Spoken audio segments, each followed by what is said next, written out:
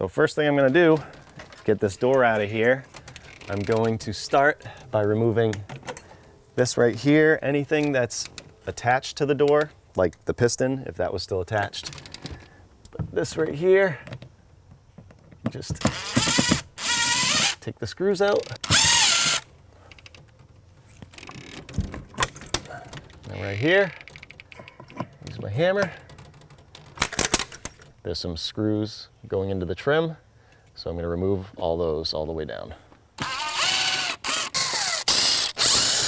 Now I can close the door, and you can see these screws right here. I'll remove these all the way down. I'm just gonna lean up against this door so it doesn't fall. Now I should be able to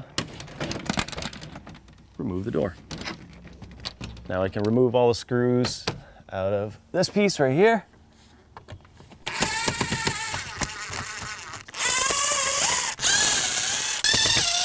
And now I can remove the rain cap. There's 2 screws in this one. And I can remove any of the leftover pieces of hardware, like this catch right here. And then this leftover piece of hardware for the door closer. It's gonna probably be beneficial to add an extension here. And that way you can go straight with it.